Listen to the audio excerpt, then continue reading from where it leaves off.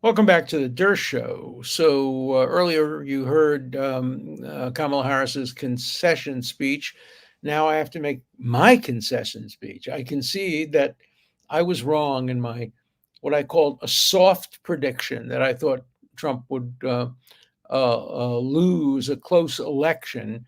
I said I wouldn't be surprised if Trump won. It wouldn't surprise me, but I thought that in the last 10 days he had snatched um, uh, defeat from the jaws of victory and had hurt himself by allowing that comic to go on and a few other gaffes during the last 10 days. I failed to understand a few things. Number one, a lot of people voted before the last week of the election, and so those matters didn't influence. But I think he still would have won. I just underestimated his incredibly broad strength all over the United States. I mean, my God, he did well in New York. He didn't do so badly in California. Even in the states that he lost by with more votes than he had previously had, and more votes than uh, was expected. So you can't diminish the impact of what he did. It was a landslide in every way. It was a landslide.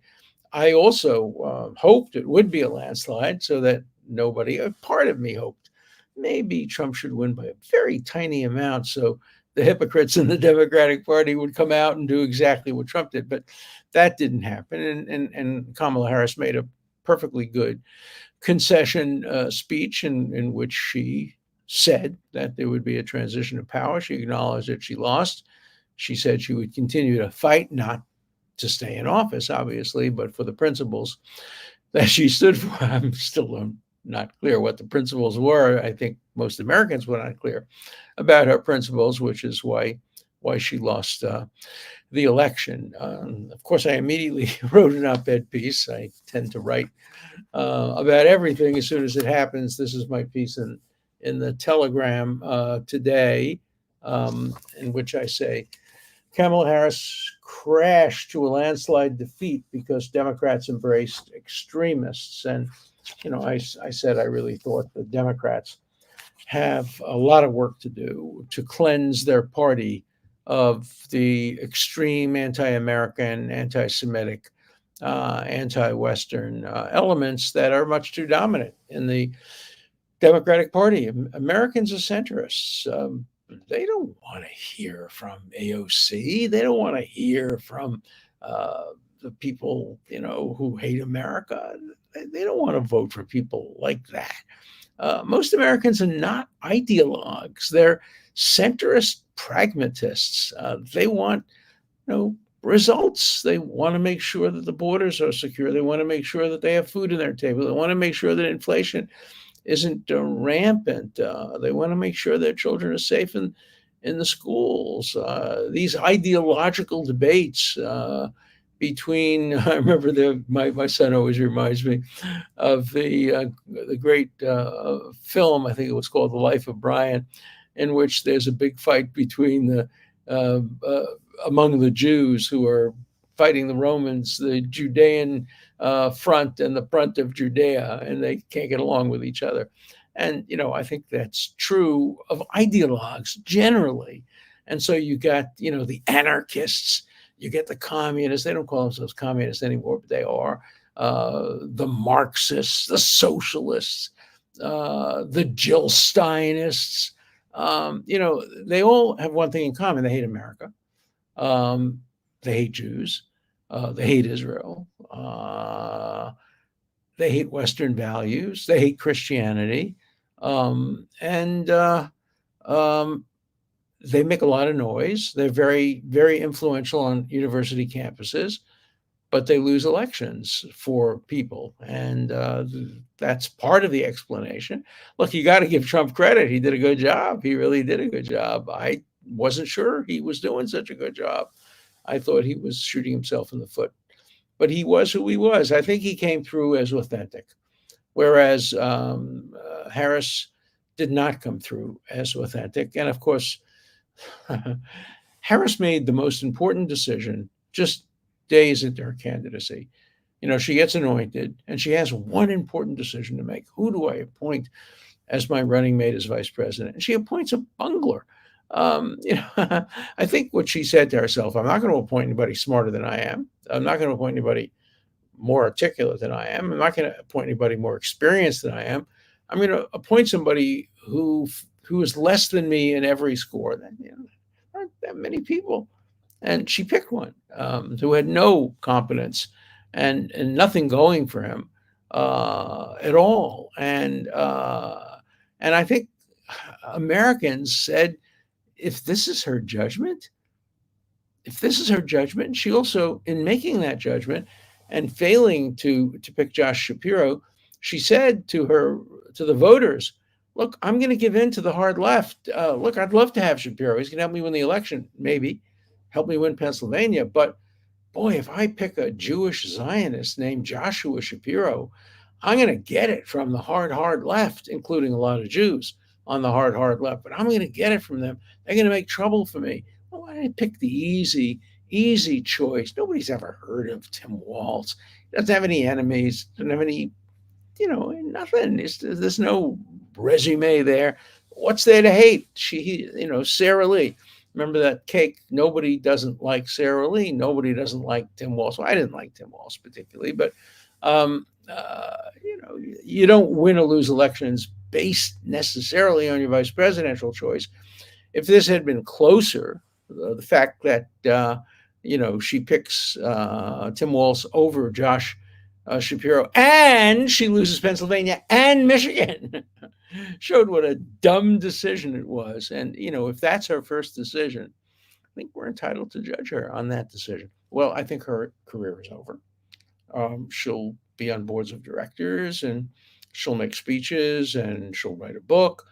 I don't think. Now, I'm making another prediction, and so far I'm 0 for 1 on political predictions. I'm like about 100 to 0 on legal predictions. So I think I'm going to stick to them from now on. I'm really good at predicting what the courts will do and really bad at predicting what voters will do. So I predict that her career is over. Remember what happened to Hillary Clinton, who was 10 times more qualified than she was. She still has some influence, some popularity, but not much. And of course, she was married to a very popular president of the United States. So I think Harris is done. And, the real question is, who's the head of the Democratic Party? Who's the leader? We know who the leader of the Republican Party is. It's been the same leader now for 8 years. We have no idea who the leader of the Democratic Party is. It's not Chuck Schumer. He's no longer going to be majority leader of the Senate. We don't know where the House is going. If the Democrats get control of the House, maybe it will be Jeffries who would be the Speaker of the House, maybe. But there's no head of the Democratic Party. And there'll be people competing for it. And previously, first time I threatened to leave the Democratic Party before I actually left it, there was this guy from Minnesota. Minnesota seems to be a source of not good choices, who had been a friend of Farrakhan. And I said if he was picked to be chairman of the Democratic Party, I would leave. Well, he wasn't picked, so I didn't leave, but then I did leave. So I'm sticking to that. I'm not a Democrat anymore. I'm not a Republican. I am an independent. I didn't endorse either candidate publicly. And I promised my family. I know I said I would tell you I voted for. You probably can speculate, but I promised my family that I would not disclose who I voted for. I previously said in an op-ed in the Wall Street Journal that I couldn't vote for Kamala Harris unless she satisfied several conditions, and she didn't satisfy any of the conditions. But I'm not publicly disclosing my private vote, but I did not publicly endorse any candidate. I'm available to help President Trump in any way he would like me to help him, particularly on two types of issues: the Middle East. I worked very closely with him, even though I voted against him in 2016. I voted for Hillary Clinton. But he did ask me to come to the White House and work with his people on Israel matters, on the Golan, Jerusalem, Abraham Accords, peace process with the Palestinians. So I hold myself out to help on all of those issues. And of course, I was his former lawyer. So I'm available to help him and advise him on his legal cases. The federal cases will go away or have gone away or are gone. There's still the state case, the worst criminal case ever in my 60 years of experience. I'm happy to help him on that if he seeks my advice or support. And I'm also happy to help him if he wants to change Justice Department policies. I have a suggestion. I think he should make a speech, an announcement, could be in writing, better if he did it in orally, in which he said, let's declare an armistice on the weaponization of the criminal justice system. And as a show of bona fides, I'm going to start by pardoning Hunter Biden. And because I don't think he would have been prosecuted if he hadn't been the son of the president. So I'm pardoning him, but I'm also going to pardon all the nonviolent protesters on January 6th. Full disclosure, I represent one of them, so that would be very helpful to my client. But I think that would also be a very good thing. And he would announce, look, that's it. No more. Neither side. No more weaponization of the criminal justice system. Nobody's prosecuting anybody else anymore. Let's put Letitia James out of business. She announced today already she announced she's going after Trump again. Remember the title of my book, Get Trump? That was the title of my book, Elon. You can show the book so people will remember what it looks like. The title of my book was not original with me. It was Letitia James, the Attorney General of New York's campaign pledge. Now she's done it again today, just hours after the presidency was decided. She has a press conference saying, I'm going to go get Trump. We're going to, make sure that we fight, et cetera, et cetera. She's declaring legal war on Trump. Well, I'd like to see all that stop. I'd like to see Bragg drop the prosecution against Trump. There's nothing to drop. I mean, there's no prosecution. There's nothing there. And I'm fairly convinced, and here I'll make a prediction, that that conviction will not be sustained on appeal all the way to the top. But Bragg would be smart to drop it, saying, look, he's been elected president. This was a minor misdemeanor barred by the statute of limitations. Nobody understands what it's all about. We're dropping it. Probably he won't do that because, he wants to get reelected. And in New York, to get reelected, you have to get Trump. But I'd love to see Trump really announce the end of all weaponization of the criminal justice system. And I would certainly help him draft any statement along those lines and support him 100% if he decides to do that. This is a very interesting time. The Chinese curse me, you live in interesting times. We live in interesting times. I got dozens and dozens of emails from my radical, liberal, Democratic friends saying, it's all your fault. You defended Trump. See what you got. Aren't you sorry? No, I'm not at all. I regret nothing except my false prediction. That I regret. Wish I hadn't made that prediction. I would have still maintained 100% accuracy in my predictions. So I'm 99% accurate, or put it differently, 100% accurate on law, 0% accurate on politics. I'm going to stay out of making predictions on politics. Well, more important, ignore me. Maybe I'll be inspired to make predictions on politics. Don't take me seriously. I don't know what I'm talking about. I don't understand how to evaluate polls. I don't understand margins of error. And I don't have my finger on the pulse of American voters. So you shouldn't take seriously anything I say about who's going to vote for what and when. Okay. All right.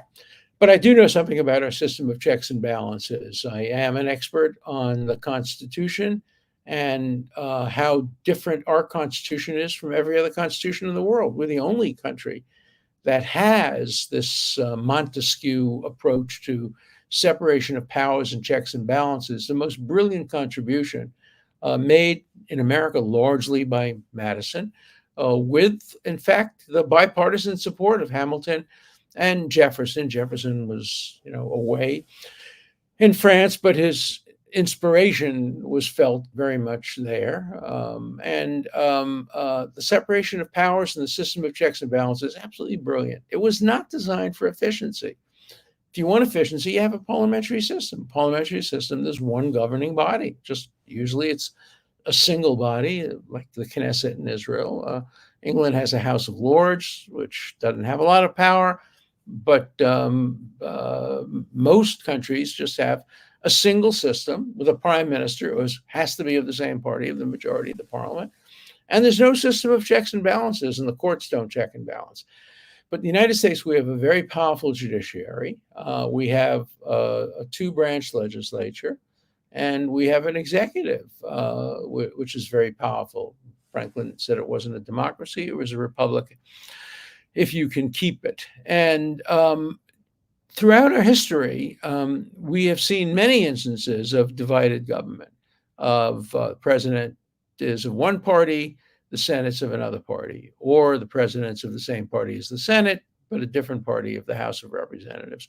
Or like in the New Deal, the early days of the New Deal, the 1930s, you had the legislature and the presidency, Democratic Party, Franklin Delano Roosevelt, but you had the judiciary, the Supreme Court, which was very conservative and struck down a lot of the New Deal legislation. That changed after what was called the switch in time that saved nine, when the justices, in order to avoid the threat of court packing by Franklin Delano Roosevelt, switched their approach and affirmed most of the New Deal. So now it looks like, we're not sure because the House hasn't yet been officially decided, but it looks like for the first time in some years at least, we may have a Republican president, a Republican Senate. We know we're going to have a Republican Senate. We know we're going to have a Republican president.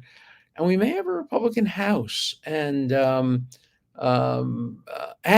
we have a Supreme Court that is dominated by people who come from conservative Republican backgrounds. So the need for checks and balances may be very great. Now, the one thing that a lot of people misunderstand is that although the Constitution provides for separation of powers and the tripartite checks and balances, just the judiciary, the legislature, and the executive, in fact, we have other checks and balances. The media, I think the media was weakened very considerably by this election, particularly the liberal, elite, left-wing media, the New York Times, very much weakened. They get everything wrong, just about everything wrong. The Washington Post, the Los Angeles Times, not so much the Wall Street Journal, but the media plays an important role in checking. The academy, schools, they play a role. It's a long-term role, not a short-term role, but they're protests. And I think, by the way, the protests on campuses may very well have contributed to the Democratic loss, because all of the Democrats pandered to the protesters. All of them. Joe Biden said, you should listen to them. They have something to say. No, they don't. They're a bunch of hateful anti-Americans. Waltz said something similar. Harris said something similar. They were all dead wrong. What they should have said, look, under the First Amendment, these bigots have the right to express their bigotry, but I'm going to condemn them for what they're saying. Exactly what I said when I defended the Nazis or defended the communists. You don't defend the content of their speech. You don't say they have something important to say. You wouldn't say that about the Klan. You wouldn't say that about bigots of any kind. Even until last week, former President Barack Obama was lying to the American public about what Trump had said. Obama said that Trump had said about the Charlottesville, that there are fine people on all sides of the activities in Charlottesville, which called for the replacement. And, it was very anti-American, very anti-Semitic, et cetera, et cetera, et cetera. It's not what he said. He condemned the Nazis. What he said is there are fine people on both sides of the dispute about how to deal with monuments of Confederate leaders, and he's right about that. And there should be people on both sides of that. That's a controversial issue, but so the academy does provide checks and balances. The church, by the church I mean broadly religion. Um, the Protestant churches, the Catholic churches, Jewish synagogues, Muslim mosques, they provide a kind of check. And those checks will still continue to exist, but the institutional governmental checks have been weakened. Now we have yet another part of our system of checks and balances, often neglected when you learn about it in civics, and that's the states. The states can serve as a check on the federal government. And that may be what Letitia James was saying today in her press conference when she said, we, the states, we're not going to let you get away with it. I don't know exactly what she was talking about, but yeah, there can be checks and balances. If you don't like the Supreme Court overruling Roe versus Wade, go to your state and get the state to pass a constitutional amendment. New York's in the process of doing that. Other states are constitutionalizing under state law the right of a woman to have an abortion up to a certain period of time. So I don't believe our system of checks and balances are in danger. There are a lot of people who would prefer to see a divided government. That is, if the presidency and the Senate and the Supreme Court is on one side, wouldn't it be better to have the House of Representatives on the other side? Well, it's a strong argument.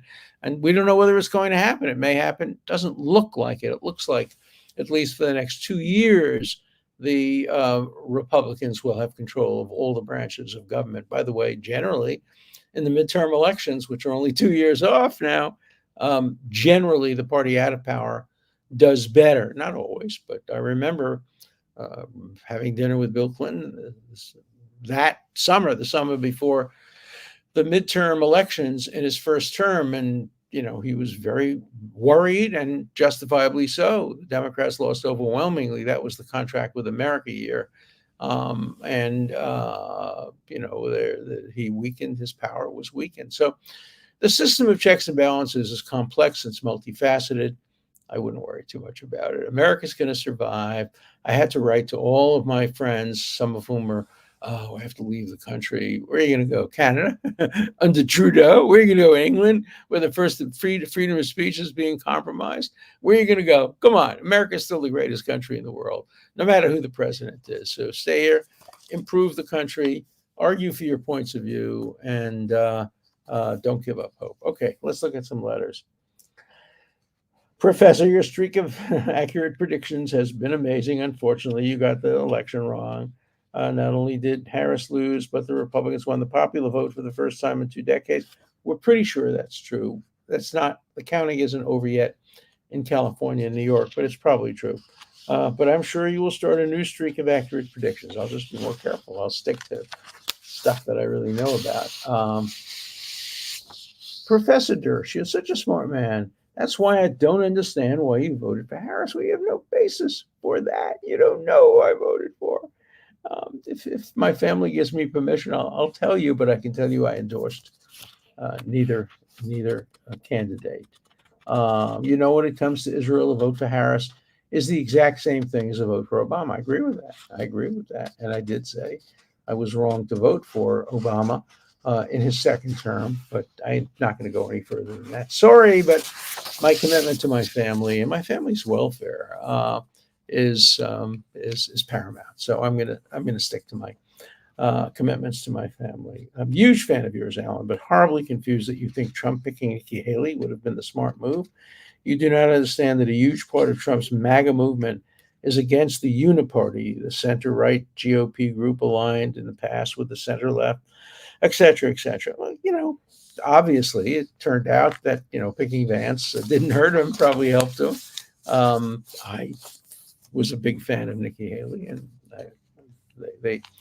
there were a lot of people probably who would have voted more easily for Trump if he had picked Nikki Haley. But look, success has many parents and failure is an orphan. So So let's see what else we are. You have to remember, Trump thought Biden was running at the time he picked Vance. He didn't think it would matter who he picked. There's probably some truth to that. It's interesting to speculate what the vote would have been if Biden had been um, uh, the nominee and if he had done a little better in the debates. We don't know. In fact, Biden outperformed Harris in many, many, many parts of the country. So these are trying times for a lot of people. People are very distraught about what happened. Um, and but you can always turn to baseball. And so the last letter I'm going to read is love your baseball conversations. I've gotten so many letters about my baseball conversations. One from the guy who was right. The guy who was right, the guy who got it right. That's such a difficult question. How do you get 4 outs in an inning? And I criticized him because it wasn't as clear as I'd like it to be. So I want to apologize to him. He deserves credit. And if I were, giving out prizes, if I were Elon Musk, I'd be, giving him the prize, because I have to tell you, I have posed that question, as I said, to so many people, including the commissioner of baseball, and nobody has gotten it right except this guy. He got it right. People have gotten the perfect game right, but they haven't gotten the baseball one right. So look, we're a great country. We can talk about baseball. We can disagree. I was watching the World Series every day, and half of my friends are Yankee fans. Half of my friends are Dodger fans out of nostalgia for the old Brooklyn Dodgers. But we all got along fine. So can we now? The election is over. A lot of you are very dissatisfied. A lot of you are very, very satisfied. There's a large group of people who voted one way or another without enthusiasm because they wish they had a different choice. Can't we agree now to put it behind us? Can't we agree to say there is one president of the United States? Yeah, he's a Republican. Yeah, he has policies that we may disagree with. Yeah, we should continue to disagree. That's part of what we need and are entitled to under the First Amendment, the right to petition your government for a redress of grievances. But can't we put acrimony aside? Can't we start having drinks with people who voted the other way? Can't we continue? This is a good time to do it. Thanksgiving is coming up.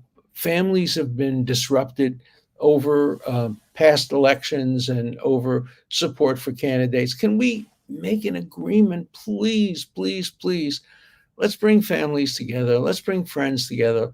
When I was growing up, we used to say the three things you don't discuss among friends are money. You don't discuss money, how you're going to make, you don't discuss sex.